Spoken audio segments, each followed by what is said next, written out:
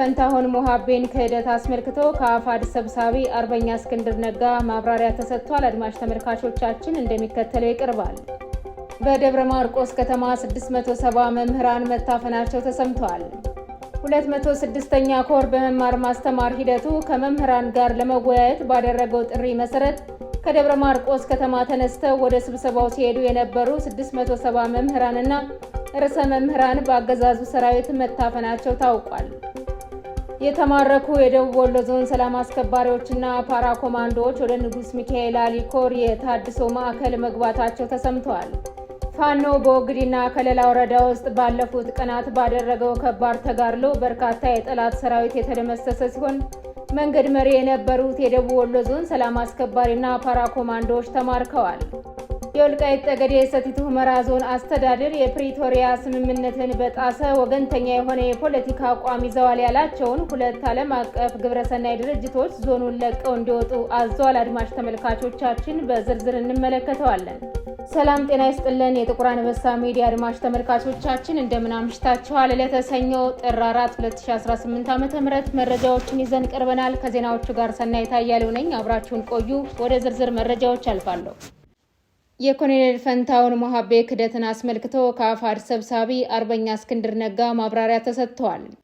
የአማራ ፋኖ ህዝባዊ ድርጅት ወሎ ቤት አማራ ጠቅላይ ግዛት እዝ መሪ የነበረው ኮሎኔል ፈንታሁን ሞሃቤ ለጸረ አማራው አገዛዝ እጅ መስጠቱን ተከትሎ ነው አርበኛ እስክንድር ነጋ ማብራሪያ የሰጠው። አድማጭ ተመልካቾቻችን ተከታትለን እንመለስ። ጤና ይስጥልኝ። ዛሬ ጥር 4 2018 ዓ.ም ከአፋድ ወሎ ቤት አማራ ጠቅላይ ግዛት እዝ የተሰጠ ወቅታዊ መግለጫ አለ። በመግለጫው ላይ የተገለጸው የአማራ ፋኖ አንድነት እየተጠናቀቀ በሚገኝበት በዚህ ወቅት የአፋሃድ ማዕከል በስሩ የሚገኙ ሁሉም የጠቅላይ ግዛት እዞች ራሳቸውን ከሰርጎ ገቦችና ከጸረ ፋኖ አንድነቶች እንዲያጸዱ ባስተላለፈው መመሪያ መሰረት እዙ በጎንዮሽ ጥልቅ ግምገማ ሲያደርግ እንደነበር አትቷል። ከግምገማው በኋላም ውሳኔ ማስተላለፉን ይህም ውሳኔ ኮሎኔል ፈንታሁን ሞሃባና ሌሎች ብዙም በህዝቡ የማይታወቁ ናቸው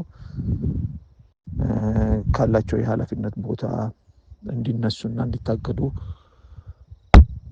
መወሰኑንም ገልጿል። ከዛም ማስታኮ ኮሎኔል ፈንታሁን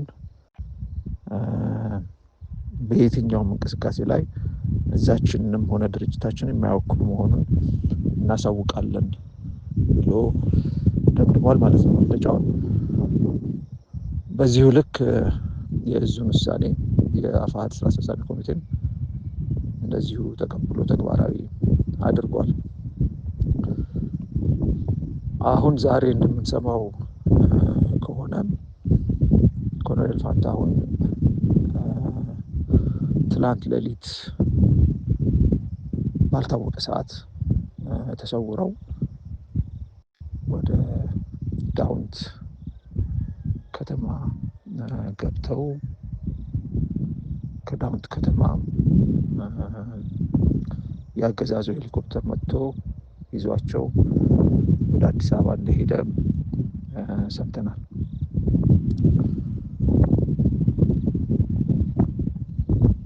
ከሁሉ አስቀድሞ ኮሎኔል ፈንታሁንን የሚያክል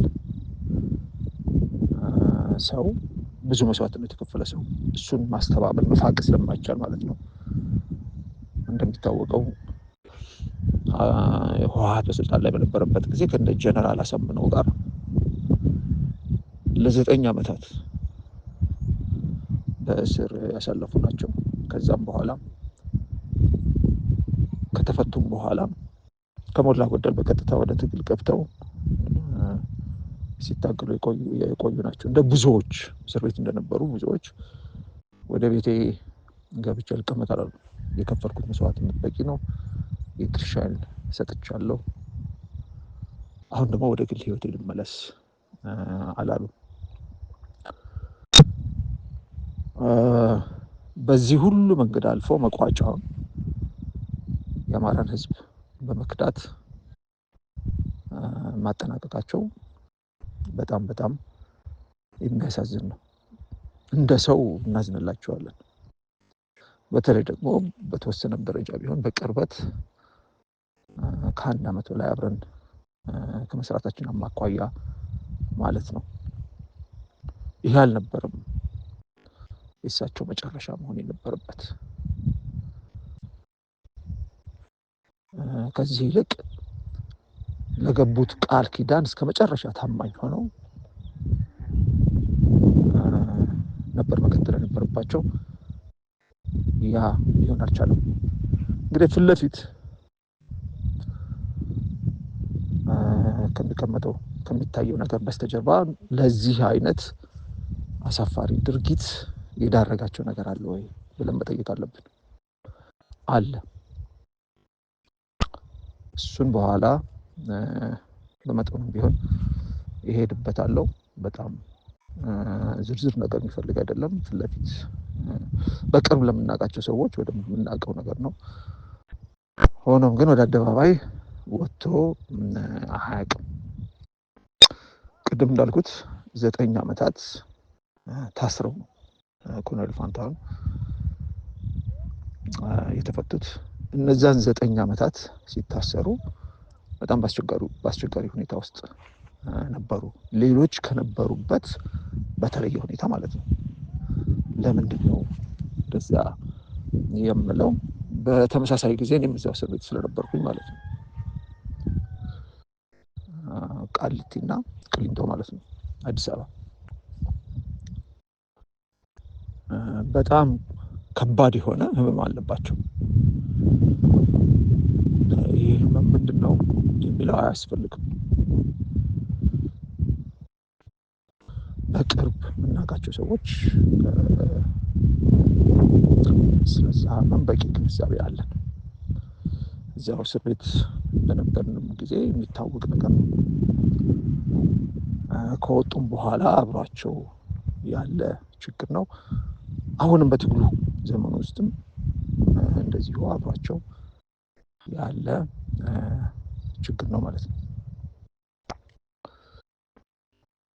የሕክምና ባለሙያዎች ትሪተብል በት ኖት ኪውረብል የሚሏቸው የበሽታ አይነቶች አሉ። የሚታከሙ ግን ማይድኑ፣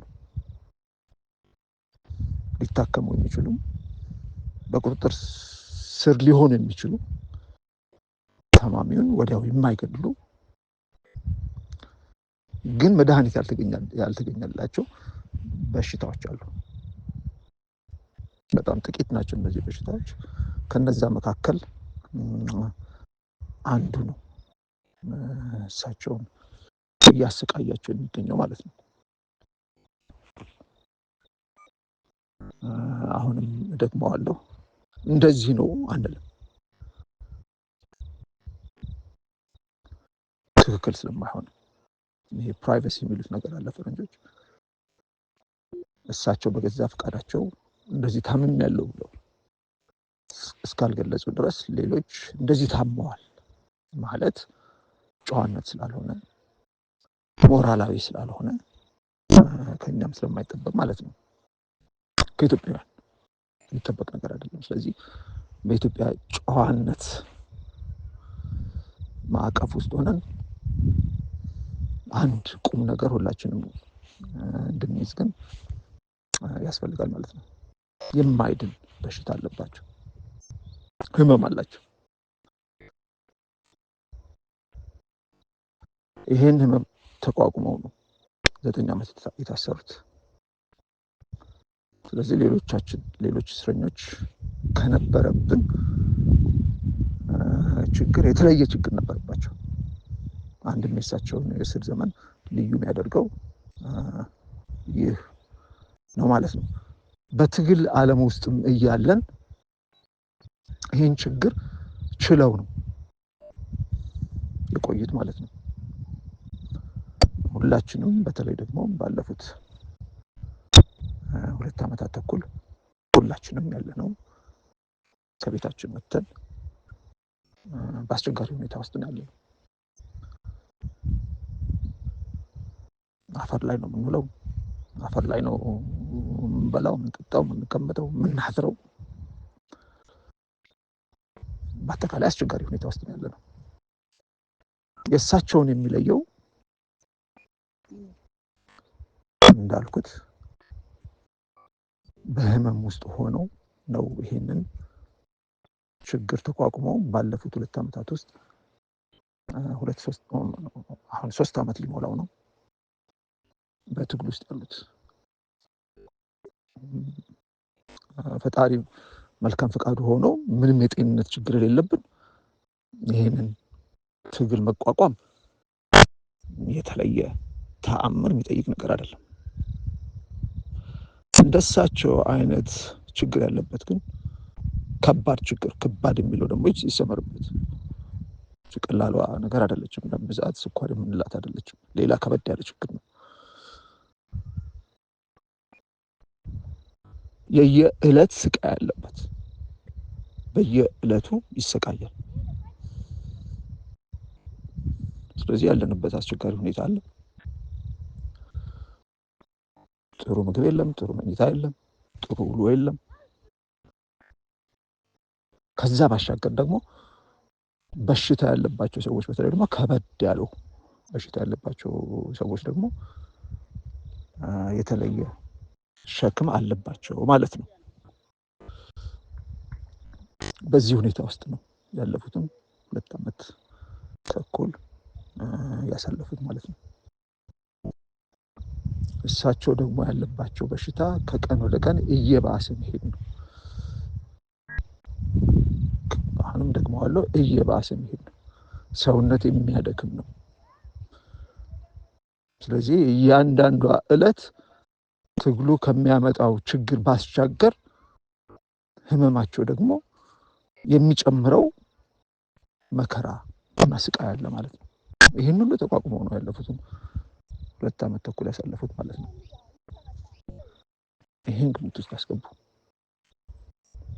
ስለዚህ ትግሉ በተራዘመ ቁጥር ከእድሜያቸው ጋር ተደማምሮ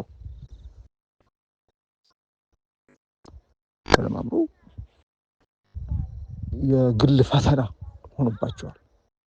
የስጋ ፈተና ሆኖባቸዋል ይህ ትግል። ስለዚህ ይህን ግምት ውስጥ ማስገባት ግድ ይላል። ይሄ ማለት የሰሩት ነገር ትክክል ነው ማለት አይደለም። የሰሩት ስራ ክህደት ነው። የአማራን ህዝብ ከድተዋል። የኢትዮጵያን ህዝብ ከድተዋል። ምንም ምናሽሞነሙነው ምናስተባብለው ነገር አይደለም። የሚወገዝ ነው። እንደ ሰው ደግሞ ያሉበትን የተለየ ሁኔታ ደግሞ መረዳት ይጠበቅብናል። ስለዚህ ቁም ነገሩ ምንድን ነው? ቁም ነገሩ ወደ አገዛዙ የወሰዳቸው አሁን ነገ ተነገ ወዲያ መድረክ ላይ ይወጣሉ። ፖለቲካዊ ምክንያት ነው ብለው መናገራቸው አይቀርም። መናገራቸውም ግዴታ ነው። የወሰዳቸው ግን ፖለቲካዊ ምክንያት የለም። የገፋቸው ፖለቲካ የለም። በትግሉ አለማመን አይደለም። ወይም ወደ መድረክ ወጥተው ከዚህ በፊት ትግሉን ከድተው የሄዱት እንደሚሉት ትግሉ ለሌሎች ለሶስተኛ ወገን ተላልፎ ስለተሸጠ አይደለም። ኮሎኔልን ወደ አገዛዙ የወሰዳቸው የጤና ጉዳይ ነው፣ ህመማቸው ነው። ግን ወደ አገዛዙ ሲገቡ አይ ህመሜ ይህንን ትግል መቋቋም እንዳልችል አድርጎኛል ሊሉ የሚችሉበት ሁኔታ የለም። አገዛዙ ከሳቸው የሚፈልገው ነገር አለ። ያንን ማሟላት ግዴታቸው ነው። ለ2 ዓመት ተኩል ታግለውታል፣ ተናንቀውታል፣ ደም ተቃብተዋል። አንድ የሚከፍሉት ነገር አለ። በነፃ አይደለም የሚቀበላቸው።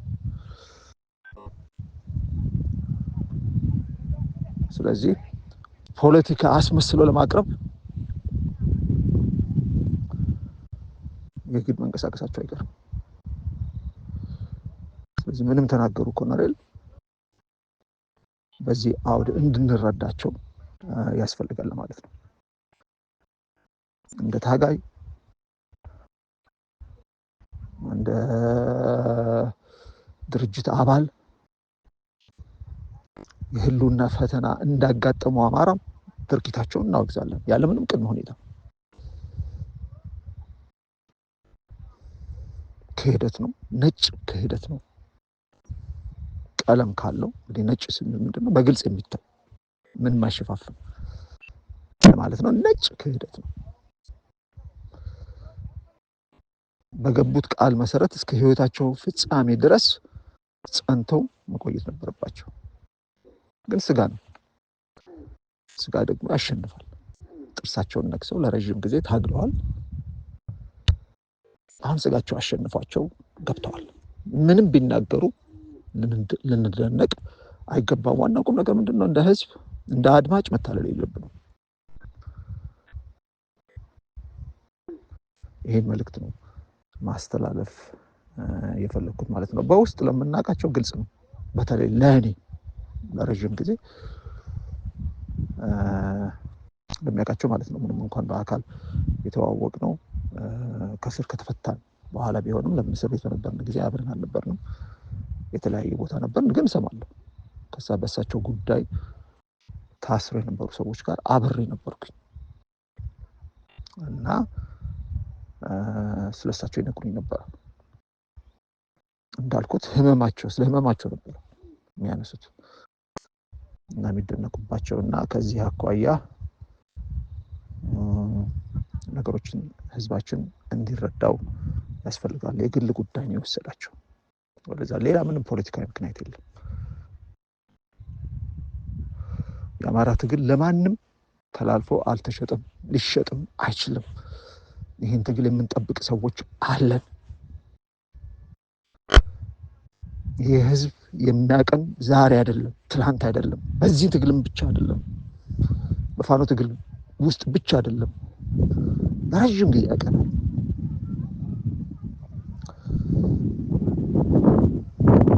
ስለዚህ ጠባቂዎች አሉት። ህዝቡ ራሱ ጠባቂ ነው። ህዝቡም ቢሆን ይህን ትግል ለማንም አሳልፈው የሚሰጥ አይደለም። ጥቂት ሰዎች የሚጠብቁት ትግል አድርጌ ያስቀመጥኩትም አይደለም። ህዝቡ ራሱ ትግሉን ይጠብቃል። ባለቤቱ ህዝብ ነውና። ግን ደግሞ በዚህ ትግሉ ውስጥ ደግሞ ለረጅም ዘመን ለህዝብ ለእውነት ታማኝ ሆነው የኖሩ ሰዎች ደግሞ አሉ።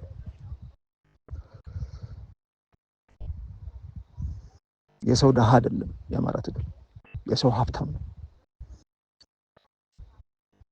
ይሄም ግምት ውስጥ መግባት አለበት ማለት ነው እና ካለባቸው የግል ችግር አኳያ ምንም ቢናገሩ መደነቅ የለብንም። የአማራ ትግል ግን አሁን ወደ ጥሩ ደረጃ ላይ እየተንደረደረ ነው። መግባቱ አይቀርም። ወደ ጥሩ ነገር መግባቱ አይቀርም። የጊዜ ጉዳይ ነው። አሁንም ጥሩ ደረጃ ላይ ነው ያለው። ግን ወደምንፈልገው ወደምናልመው ግን በአጭር ጊዜ እንዲደርስ ደግሞ ብዙ ስራዎች እየተሰሩ ነው። እነሱ ፍሬ አፍርተው ውጤት አምጥተው የምናይበት ጊዜ ሩቅ አይሆንም ለማለት ነው። ትኩረታችን እዛ ላይ ይሁን። ይሄ ትኩረታችንን ከዛ ላይ ለመንቀል ነው።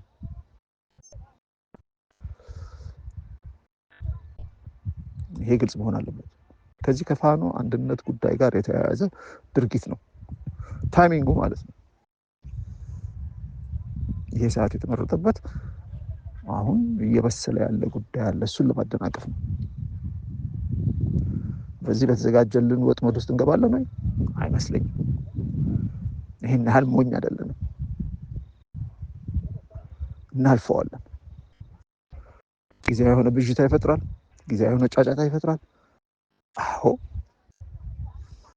ቋሚ የሆነ ጫጫታ፣ ቋሚ የሆነ ብዥታ፣ ቋሚ የሆነ እንደምታ ያመጣል? ፈጽሞ መሰረታዊ ትግል ስለሆነ የያዝነው ይህን ትግል ፈጥኖም ሆነ ረፍዶ ከዳር እናደርሰዋለን። መቼ ነው እንጂ ይሳካል ወይ የሚል ጥያቄ ነው ትግላችን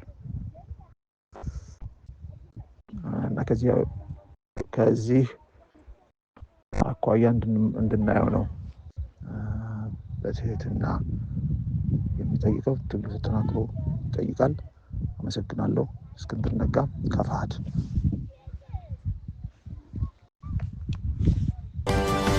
በደብረ ማርቆስ ከተማ 670 መምህራን መታፈናቸው ተሰምቷል።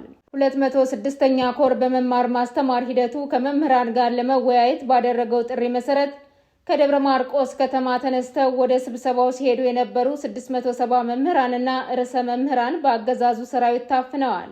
ከ25 በላይ መኪና በማዘጋጀት ከ206ኛ ኮር አመራሮች ጋር ለመወያየት ያቀኑት 670 መምህራን ከህዳር ወር ጀምሮ የ2 ወር ደሞዝ እንዳልተከፈላቸው የተገለጸ ሲሆን በትናንትናው ዕለት በፋሽስቱ አገዛዝ ወታደሮች አፈና እንደተፈጸመባቸው የመረጃ ምንጮች ገልጸዋል።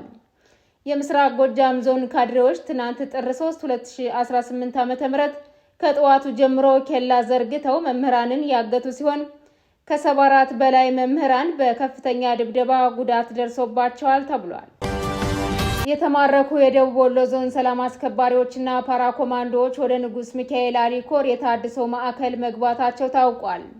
ፋኖ በወግዲና ከሌላ ወረዳ ውስጥ ባለፉት ቀናት በሰራው ከፍተኛ ተጋድሎ በርካታ የጠላትን ሰራዊት የደመሰሰ ሲሆን መንገድ መሪ የሆኑት የደቡብ ወሎ ዞን ሰላም አስከባሪዎችና ፓራ ኮማንዶዎች ተማርከዋል። ከጠላት ጋር አብረው በንጹሃን ላይ ጥቃት ሲፈጽሙና ሲያስፈጽሙ የቆዩ ባንዳዎች በመጨረሻም እጅ ሰጥተዋል። እነዚህ የደቡብ ወሎ ዞን ሰላም አስከባሪዎችና ፓራ ኮማንዶዎች አሁን ላይ የታድሶ ስልጠና እየተሰጣቸው እንደሚገኝም ተመላክቷል። ምርኮኞቹ በንጉስ ሚካኤል አሊ ኮር የታድሶ ማዕከል የሚሰጣቸውን ስልጠና እንዳጠናቀቁ ወደ ማህበረሰቡ ይመለሳሉም ተብሏል።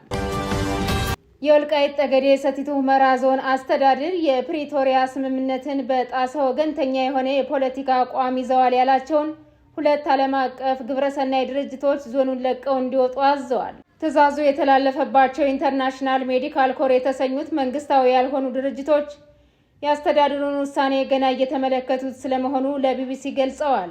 የ2 ዓመቱን ጦርነት ተከትሎ በአማራ ክልል ስር መተዳደር የጀመሩትን አካባቢዎች እየመራ የሚገኘው የወልቃይት ጠገዴ ሰቲት ሁመራ ዞን ለሁለቱ ድርጅቶች ማስጠንቀቂያ የሰጠው በትናንትናው ዕለት ባወጣው መግለጫ ነው። የወልቃይት ጠገዴ ሰቲት ሁመራ ዞን ባወጣው መረጃም እነዚህ ድርጅቶች በአካባቢው የሚንቀሳቀሱት ለሰብአዊ ድጋፍ ቢመስልም ህገወጥ ድርጊቶችን ሲፈጽሙ ቆይተዋል ሲል ከሷል።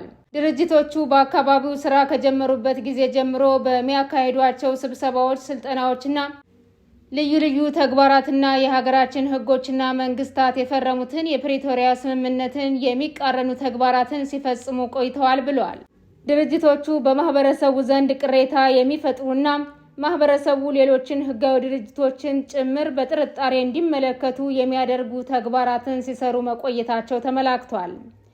የተወደዳችሁና የተከበራችሁ አድማጭ ተመልካቾቻችን ለዛሬ ያዝንላችሁ መረጃዎች እነዚህን ይመስሉ ነበር። የዩቲዩብ ቻናላችንን ላይክ፣ ሼር፣ ሰብስክራይብ እንድታደርጉ በአክብሮት እንጠይቃለን።